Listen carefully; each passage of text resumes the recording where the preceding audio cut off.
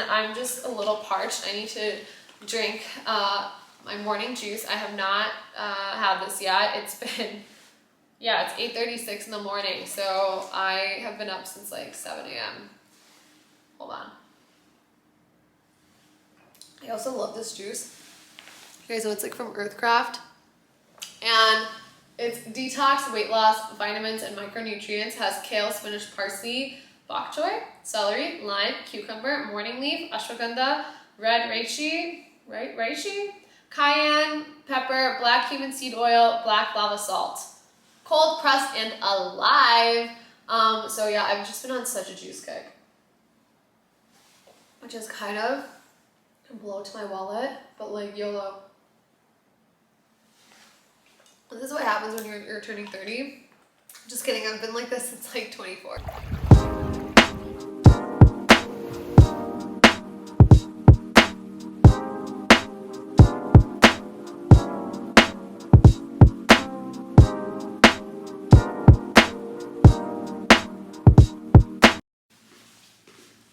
All right, is it time to do this?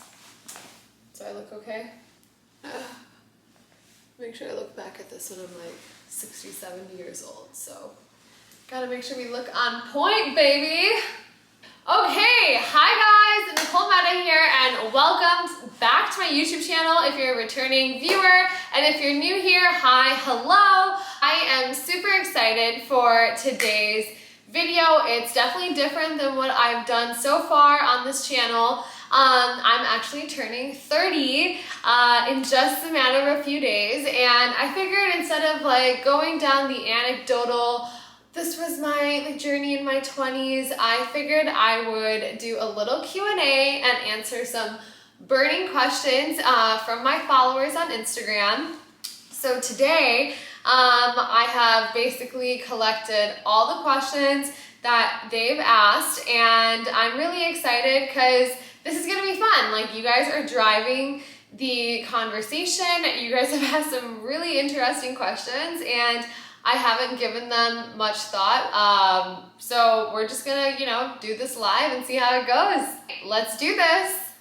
The first category of questions is around career and academics. I think for me, a lot of people still are surprised when I say, oh, I have 2 careers and this and that. But just to give you context, okay, so the first category of questions is around career and academics. I think for me, a lot of people still are surprised when I say, oh, I have 2 careers and this and that. But just to give you context, I am a consultant specializing in tech finance, specifically SAP finance, at a consulting firm, and I've been doing this for a few years now, in addition to content creation, which has turned into a second full-time gig, let me tell you.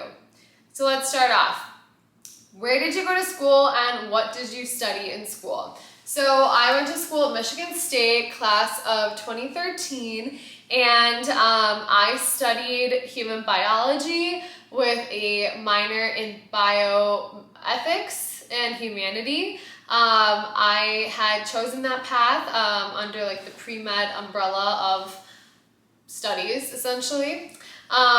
What do you do for your 9 to 5? So like I said, I work in consulting. I am a tech consultant, and yeah, I do mainly like functional finance work. So basically any company in the CPG, so consumer products goods space that wants to basically improve their end-to-end finance processes when it comes to financial operations and accounting, that is the module I support.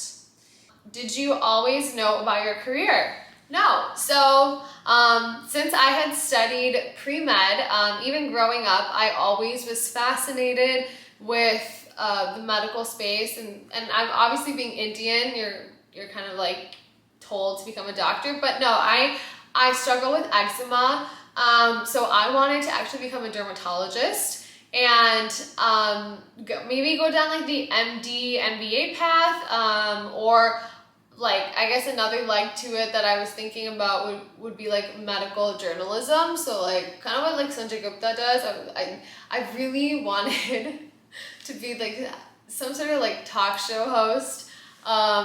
So yeah, that was kind of like where I was headed. I was like, oh, I could practice for a few years and then I could also like do little segments or, you know, have my own show. I don't know what I was thinking, but I just really liked that idea. Or if I went down the MD, MBA route, I would run a hospital.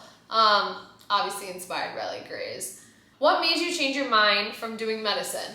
So if you've been following me for a while now, or if you're familiar with my blog page or blog site, I had shared experience from college for bullying and gaslighting, and I was in such a fragile state when it came to junior and senior year, and the idea of having to be in school even longer after having such a dismal college experience, like it was not the 4 glory years that everyone hyped it up to be. Maybe it was for other people, but it definitely wasn't for me. And you know, maybe that was like partially my own doing. I mixed with the wrong people, but I was just in a bad mental space that the idea of being in school for another 4 years or 5 years trying to get into med school and then like have to do residency and fellowship, I was like, wow, like I don't think I can do this, because like I'm just gonna basically lose my 20s and I haven't felt like I lived life. So then I basically decided to look into other options, and I interned at a pharmaceutical company after my sophomore year, before my junior year. So I started to like the idea of going into the office and where like healthcare meets business, and that kind of started my itch for like the MD MBA thing. But yeah, I guess after that I started to think like, oh, maybe I can like I was still holding on to my initial career goal of getting into med school and becoming a physician, whether it was DO, MD. So I was like, oh, maybe to diversify my resume application and candidacy, apart from my grades and whatnot at school, I can like go into like healthcare consulting. And so I had actually applied to a lot of firms thinking like in my year off after college, I could try something like that and then apply. And then in doing so, I eventually just was like, I just don't want to go to med school. And that was a hard conversation to have with my parents, which maybe I will talk about in a later video. But yeah, it was definitely tough. I don't regret it though. I don't regret it at all. Why did you join consulting? So, like I said, I wanted to go into healthcare consulting. So I had interviewed with a lot of companies where my education and my resume would be applicable. And so there are a few out there from a life sciences perspective. And I had eventually interviewed in a company that brought me on, but I didn't end up in life sciences at all. What I liked about consulting, my dad was a consultant, my uncle was a consultant, and I kind of liked their lifestyle. And the more I learned about it, I was like, oh, okay, like I guess like that'd be fine to like travel Monday through Thursday, and it's a very dynamic environment. So like I would learn a lot and stuff. And so that was my initial, understanding of it. And I was like, why not? Let's try it. Like, let's see what happens. So I studied like case in point. If you're a consultant watching this, you guys know like that's what people use for case studies. And I went down a rabbit hole of I need to really understand this field. And then like properly apply, so I have the knowledge and I know what I'm getting myself into and being able to communicate that. And since joining consulting, I've been able to build a foundation in the finance space that I appreciate, because I'm like, okay, I can take this knowledge from a finance and controlling perspective and take it to every client I have, and you're just building on that experience with every project or every client that comes your way. How do you navigate working in a male-dominated industry? Started off, I've obviously, like, nobody really tells you about the boys club, but at the company I was working for previously in my early 20s, they were definitely very boys club oriented. I mean, it was just like a bunch of males, right? It doesn't matter if they were white or Indian, or doesn't matter the race. They were men, just, you know, doing the standard, like, favoritism, nepotism. Like, there were so many times where, like, I would gun for, like, a position on a project, and it would just be given to somebody who doesn't have as much experience as me, or who wasn't as involved in the firm. And I just realized it's because it was a boys club thing. So that culture was difficult to navigate initially, and then I think I learned the ropes, and I was like, okay, like, I'm not gonna let that deter me from, you know, getting the opportunities and working towards the opportunities I want. And I think now in today's age, especially in the last few years, I've definitely seen a shift. I think that even though I work in a male-dominated space, I have women to look up to, which I didn't have early on. I didn't have as many women that were at a more senior level that I could look up to and emulate, and also, like, leverage as mentors. So I'm really grateful for that, and I definitely feel like people are more respectful of women in the workspace. And I feel like you just build up your reputation by doing good work, doing an honest man's job, and, you know, having boundaries. Sorry, that was like a long answer, but it's just complex sometimes. It's hard to explain. Also, nobody has really asked you that, so thank you for that question. Did you struggle with your career? Yeah, so I 2 weeks before college graduation, I finally told my parents I wanted out of med school. Like, I said, I was in such a bad state, and I just hated my life so much that the idea of being in med school and residency just, like, killed me on the inside. And so it wasn't a matter of if I could get into med school and be a physician. It was just a matter of, like, if I wanted to be. I struggled with my career switching into consulting after that. Initially, I took on, like, a contractor role at Ford through like a family friend, just for a few months. But I was like, I cannot be living at home in Walled Lake, Michigan, under my parents' roof. Like, obviously at that time they were like, she's such a failure, she's embarrassed us, this and that. I was hearing all sorts of taunts. I think that motivated me, because at the same time I saw my friends move on to, like, Chicago, New York, DC, etc., and living post-grad life and going to brunch and this and that. So I was like, you know what, like, I'm not gonna be this loser sitting at home not making use of her bachelor degree. Like, I can't just be working in this contractor role. Like, I need to do more. So, you know, while people were going to happy hours and partying on the weekend, I was at home 95% of the time, prepping my resume and learning, like, how to solve case studies and just learning the ins and outs of the consulting business. And then sometime in the fall so this is fall of 2013, I went back to career fairs, and I, like, leveraged resources that I had met previously, like old recruiters that I know from college, or that I met at career fairs in college and stuff.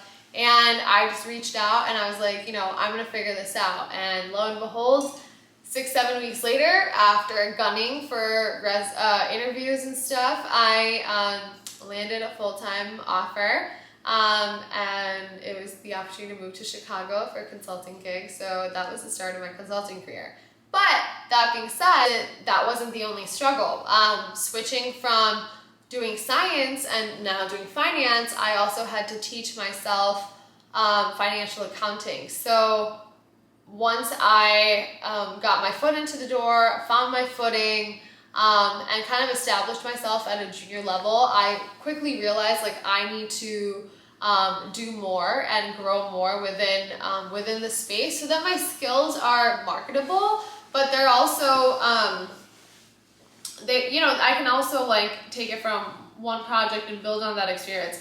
So I taught myself financial accounting. I got the books, the SAP tutorials, the different test questions, that whole thing, and eventually got certified in SAP, FICO, finance and controlling, and yeah, I've been doing that ever since. But it's still a learning curve. Like, the finance space is so vast. So having to, one, establish yourself after transitioning into this. I mean, of course, in college, like, nobody's going to be like, you will learn SAP as a supply chain major or a accounting major or an econ major. Maybe you'll hear about it, but like, until you're in the system and hands-on, like, you don't realize like how vast it is. So like, even till this day, like so many years in, no matter the level I'm at, I am still learning. Like, I, the other day, learned how to design custom reports in the system for a client, which is awesome. So yeah, it's a really fruitful space, and it's like a lifelong learning type of role that I'm in. When did you start content creation? So I started content creation honestly early on in college. I had made my website called The Perfect Ensemble. It was January of 2011. So it's been like over 10 years. But at that time, I didn't think too much. There wasn't an Instagram yet, and I just loved photography. I had actually studied photography in high school, and like I did fancy fashion. Like, I was the kid growing up who would like color coordinate her closet and this and that. So I always loved or even like circling like pieces from like the Abercrombie like catalogs, or the American Girl catalogs, limited two catalogs. Like, I would just circle everything from back to school and whatnot. So eventually I was like, I still very much enjoy photography, and I had a DSLR camera that my family had gotten, so I had started that website. Eventually picked it up after college, and I started posting to Instagram years later. Though my Instagram was always a little artsy in that sense, and more like fashion focused, but fashion and travel focused and stuff. And moved things to posting on Instagram versus just posting to my website. And yeah, it's been for 4 years, and such a great experience so far. How do you balance both? It wasn't, I don't want to say it wasn't hard. It definitely was hard, but at the same time, I think with consulting, since I was traveling Monday through Thursday, I had the weekends to film content or shoot content, and that's kind of how I compartmentalized my life, where I was like, okay, and that time I didn't have Milo, I didn't really have too many commitments outside of like social things, so I would fly in Thursdays back home, and then I would be shooting Saturday, Sunday morning. Now with the work from home life, it's all kind of mumble jumbled, but I still keep the boundaries of like, okay, I will only shoot Friday after work through the weekend. Assets have to be done by Monday. With the summertime, sometimes I get to shoot at like 7 p.m. So I find the windows of time that work best. But yeah, I still work long hours. Like, my days start at like 7 a.m. and they don't end till like 6, 7 p.m. sometimes. So yeah, I guess I still stick to that schedule of like, weekend is when we shoot content, and I like it. It's, one part of me is very analytical, and it's very like nerdy and dry in some ways, and then the other side is creative, which has always been a part of me. So I'm glad I get to kind of use both sides of my brain. Is it possible to combine career and passion? Okay, so it depends, because like what space are you going into? I think for me, I wouldn't want to combine career and passion, because I feel like it puts a lot more stress, and then you still have to find other things that fulfill you. And I'm not saying that your career can't fulfill you or your passion projects can't fulfill you, but at the same time, like, for me, like putting all my eggs in one basket just sounds like a lot of risk. And like, what if I did content creation full time? Like, would I be dependent on that as my bread and butter when you sometimes don't even know when your paycheck is coming through, when you don't know when your invoice is being processed? So from a content creation standpoint, if you have a solid 9 to 5 and you can find the balance between the two, work towards that, or find a way to have a balance, work towards that. In today's day and age, I think sometimes from my experience, maybe I'm aging myself, but like, I think the messaging is wrong, to sit there and say like, oh, well, like you can have a career in Instagram and creating content. And so like, yes, you can, but it takes a long time. And the people that we see that are overnight successes, like, what do you define as a full-time salary? What is a full-time salary? Do you know how much you would get taxed at the end of the year? Do you know the cost that you would have to take on? Do you know that it's not a consistent paycheck? So I can only speak to those two worlds of mine. But if you find a career that you're passionate, or within a space that you're passionate about, try it out. Maybe you may hit bullseye with it. Do your parents support you? And then, do your parents support you financially? So my parents are definitely supportive. Obviously, they were not that supportive early on. When I said I didn't want to do med school, because like, I don't blame them. After you spend like, I don't know how much money, a lot, on your child's education, and you've basically told everyone, and you've married into this idea that she's also going to be a doctor, it is definitely frustrating and embarrassing and like a high risk situation when your kid says 2 weeks before graduation, Mom, I don't want to become a doctor anymore. And they're gonna be like, what the hell are you gonna do? So initially, like, but they were still supportive. They're like, okay, we will find, like, we'll figure it out. But like, there were also a lot of, like, I would get taunts, from people, and kind of just like, I remember like, you know, and get comments like, oh my God, you're so useless, like we should just get you married, sort of thing. Like, what are you gonna do? Like, you're not focused, you're not disciplined, you're not this. So that was kind of frustrating. I think I was that, like, what is it? Like the black sheep of the family, amongst my cousins. I actually remember, here's a story. I remember when this was like December 2013. So I had already been out of college for several months, 6-7 months at that point. And we were at my cousin's wedding. Someone had come up to the kids, you know how they are, like they haven't seen people in like years, whatever. So they're like, oh, like what are you guys up to these days? And my uncle had stepped in and he was like, oh, Kunal's in med school, and Vitali's in residency, and Rohan is at Michigan studying computer science, and so he's still in school. And Nicole just graduated, but she's just gonna get married. And I was like, what? Like, what? And like, my dad's just sitting there like pounding samosas, like, and everybody heard, like nobody, those 6 people did not flinch, whether it was my cousin or my brother or my uncle or my dad. Like, I'm just standing there like, what? Like, is this what you guys think of me? And that was like a month or like 2-3 weeks after I had accepted my first full-time consulting gig in Chicago. So I was like scheduled to move. So I was like, even though I like got a full-time job on my own 2 feet with a completely different background, like that is still not enough to sit there and think that like I'm not just going to amount to like a housewife. Like, what the hell? So like that actually has really stuck with me over the years, and I'm not mad at anyone for those comments. I think it's just more so like, wow, like that's what people think of me. Like, nobody corrected. Like, and like even till this day, like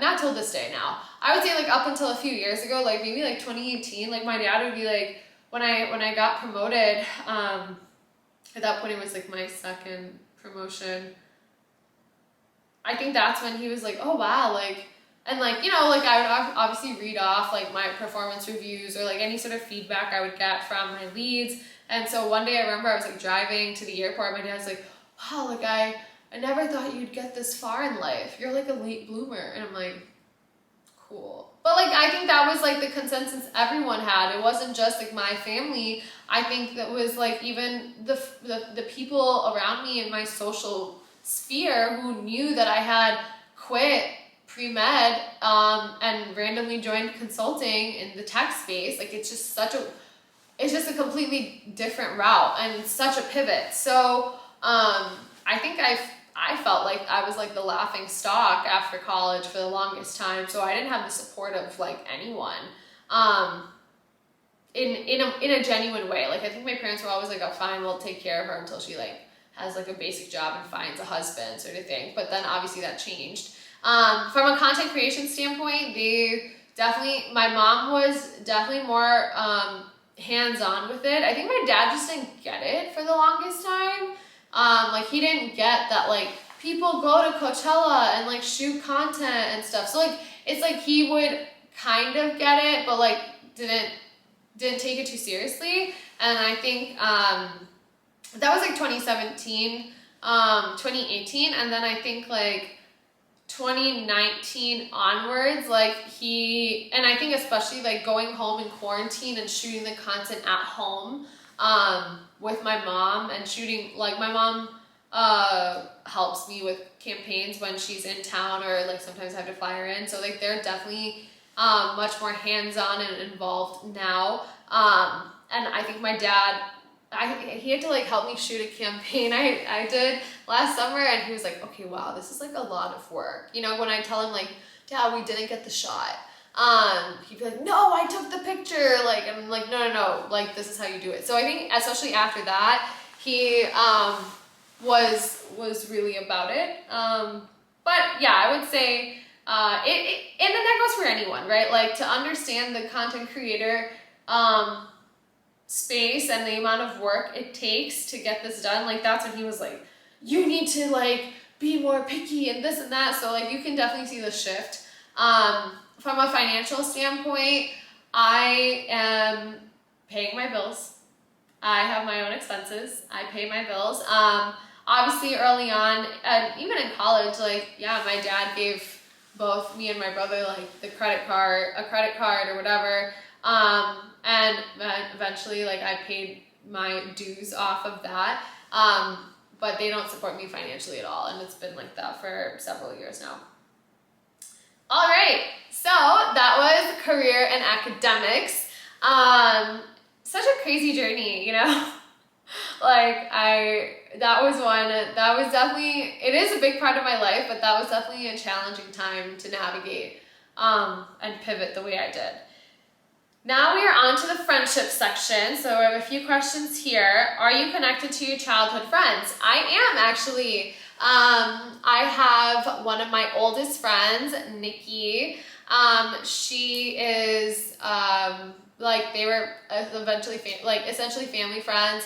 We kind of grew up together and like always stayed in touch over the years, and I kind of consider her one of my big sisters. I mean, I do consider her like a big sister of mine. So she's one, and then from elementary school onwards, I have my friend Erin and like my high school friends who I just like appreciate them so much. Especially as time has gone on and we've grown up and we all kind of live in, like I live in Texas, a lot of them still live in Michigan, so I do have FOMO sometimes when I see them all hanging out.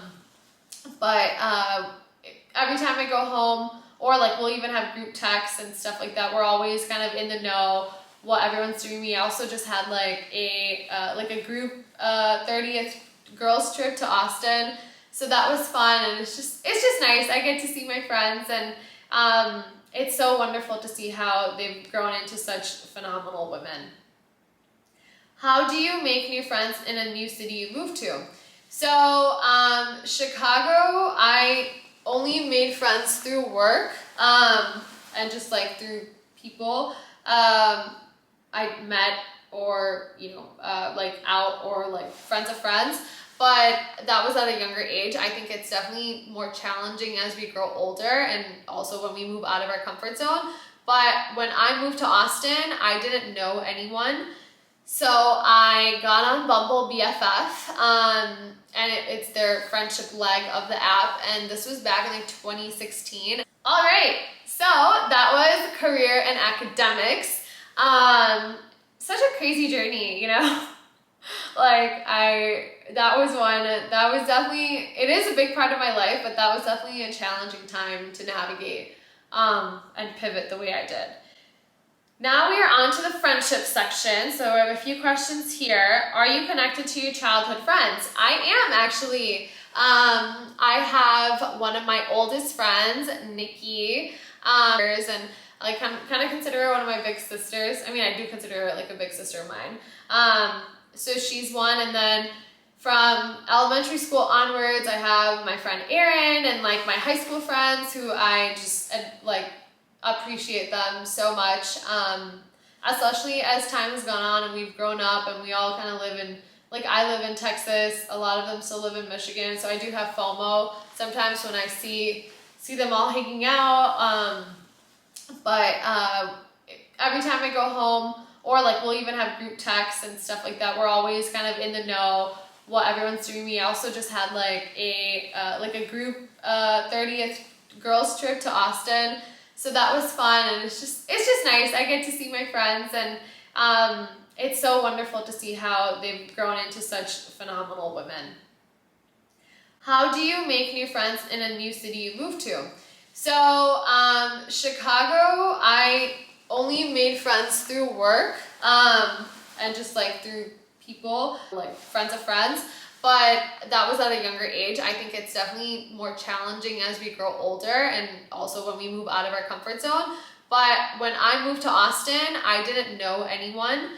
So I got on Bumble BFF, and it's their friendship leg of the app. And this was back in like 2016. And I met some amazing people out of there. Like two of my friends, Brittany and Allison, like it's been like 5 years since we became friends, and honestly making new friends is kind of like dating too. Like you still have to put in the effort, so like whether you're inviting them over or you're like doing activities or whatnot, like you have to invest and expect to cut out time for yourself to develop those friendships and see who's working for you and who's not. So I definitely recommend Bumble BFF. I have met people at like studio workouts and stuff. Just basically a place where you can have like a community is helpful. So I would definitely try that, and just do the stuff you love. Sign up for a volleyball league, sign up for like a tennis league or something like that. Like if I ever move again, like I would definitely want to do something like that where you can meet people from different walks of life. You can meet like-minded people. For me, content creation and being an influencer, I met people at events and hit it off, and some of those people have become some of my closest friends, even if they're halfway across the world. So yeah, that's pretty much it. Try Bumble BFF. If you're a girl moving to a new city, you're bound to find people who are in the same boat. Is it harder to make friends after 25? Yes, I think it is, because a lot of the times, you know, people are in different stages of life. I think there are girls who I became friends with that like as soon as they got a boyfriend, they'd disappear, or as soon as they got engaged or this and are pregnant. You just can't, like, it's hard to relate to people because everyone has different paths. Outgrowing people in my late 20s has been a trend that I've seen of recent, where I'm just like, I just catch bad vibes, and I'm like, my tolerance is like basically next to nothing, so I just cut them off, sort of thing. So I think it's hard, but you also like weed out like the fickle friendships, right? Because like, you know, it all depends on what you expect from friendships. Like there are some people who I don't need to be in touch with every single day, and I can just like pick up where we left off. Whereas like if there are certain types of friendships where the communication style is like, oh, we're talking or FaceTiming daily or every other day or every few days, it's much more frequent. Like it really depends. So those are two things I would say, like the stage of life, the relatability, and also like the communication style and how much time you're willing to invest in that person, near or far. you're bound to lose friends. That's also like, I don't know who needs to tell you this, but like I have cut off friends and I have lost friends, and you kind of go, it's kind of like a breakup. I don't get sad over it anymore. But I think early on in my 20s, I was definitely the one always trying to like put memories and history over like the current energy and the current investment at that time, or the return on investment at that time. And like, I would like fight tooth and nail, even if we had fights and stuff, to like keep the friendship going. And then after a certain point, you just lose the tolerance for doing that. I don't know why I did that. I felt like I was like gaslighting myself in that process. How to let go of friends that no longer fit. Okay, cool, great segue. So, how to let go of friends that no longer fit. I just respectfully cut them off. Or maybe not, like I don't drag it on. Like I said, I think before, like I used to think like, no, I've been friends with this person since like freshman year of college. Like I can't cut them off. Like, but you know, you have to assess like how much of your time are you wasting on such people that aren't giving you much at all. Like I was going 100, 200% for people who weren't even giving me like 2%, 5%, 10%. And I'm just like, why am I doing this? And like my other friends would be like, Nicole, like your dramas just sound so silly because you put up with people and you keep certain people in your life that are not adding any value, nor do they care about you. Like they're not going to show up for you. Like like as soon as they have their own shit going on, they are going to just drop you. And they probably treat their other friendships the same way. And I was like, you know what? That's so true. And like, I'm still like struggling with that at times. Cause like when I invest in friendships, like I genuinely want to be friends with that person. So I would be the one calling first. Stop texting first. Stop calling first, and then you'll see how many dead plants you've been watering. That's like a quote I've seen on social, but it's so true. So you just cut them off. Like you just have to, the first step is to assess what you're getting from the friendship. The next one is to sit there and say, okay, can I do without this person in my life? And if that is yes, just let it go. There's no point to people please. You don't need to be well liked. Like we all die alone. We come into this world alone. We leave this world alone. Yes, friendships are fruitful and they add so much color to your life. But as we grow older, you're also going to realize that you're going to outgrow people and you have to let go of them. Otherwise, they will hold you back. That's the bottom line. They will hold you back. Okay, so that is a wrap for part 1 of this video. I'm so glad that you guys have kept up for this long if you're still watching.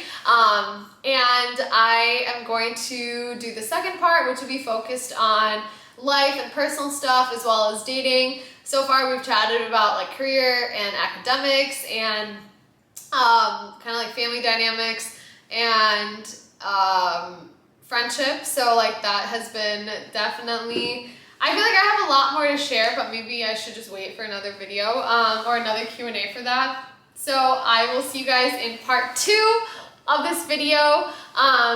That will be airing soon. So yeah, stay tuned. If you liked watching this video, hit the subscribe button so you don't miss part 2, and then you also don't miss any other vlogs or try-on hauls that happen. All right, see you in part 2.